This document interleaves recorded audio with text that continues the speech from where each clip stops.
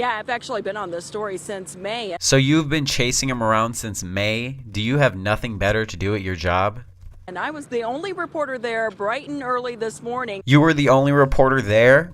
Maybe it's because nobody else wanted to be a part of this shameful miscarriage of justice. As Shepard Fairey turned himself into authorities, he arrived with his attorney out to the Detroit Detention Center just before 8 a.m., walked in to turn himself in. He was wanted on 2 outstanding felony counts of malicious destruction of property. Felony counts?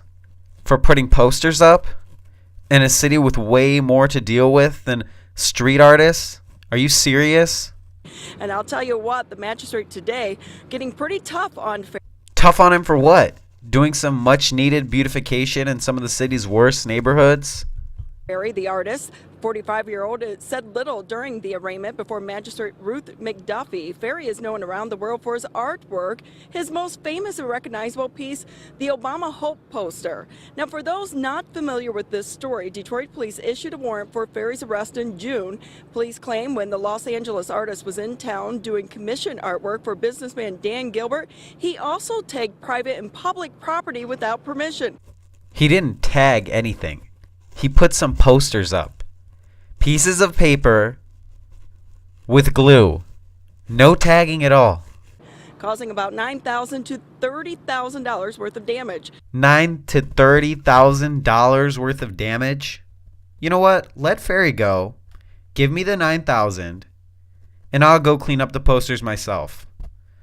But whatever remains of the $9,000, I get to keep.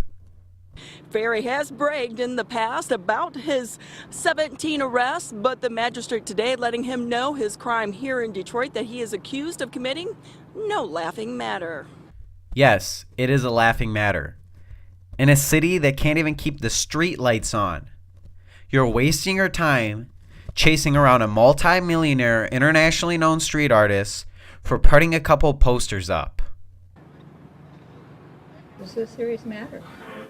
Serious matter with the mayor, council, a lot of residents in the city of Detroit. I know he's considered a great artist in many ways, and he's been retained by local people, but I think the damage that has been done is serious. So Fairey's bond today set at $75,000, 10%. Also, the prosecution is asking for travel restrictions. $75,000? For putting posters up? With travel restrictions? Mind you, he turned himself in. He chose to leave his huge house in Los Angeles, get on a plane, show up to Detroit, this bullcrap city, to show up to your stupid court over some poster charges, and you're afraid that he's going to travel, he's going to try to flee to avoid the court date? Come on. However, we are being told he's expected to make bond and will be allowed to travel back to California. He is scheduled back in court in Detroit July 21st. For now, we're live in downtown Detroit. Back to you.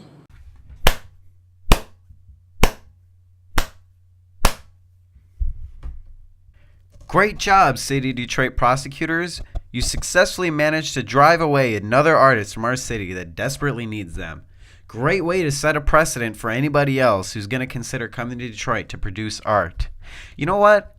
Instead of focusing on the people putting stuff on abandoned buildings, why not focus on the people who own them and who neglect them and who allow them to become hotbeds for crime and prostitution and drug addiction? Or why don't you look at yourselves? Because a lot of that derelict property happens to be owned by the city of Detroit. I already know where this is going to go. Fairey's going to come back to Detroit. He's going to go for a plea deal. They're going to drop the felonies to misdemeanors.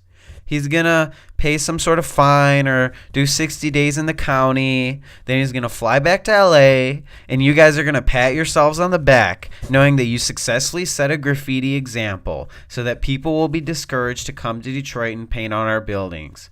Well, bravo. You accomplished your dumbass job.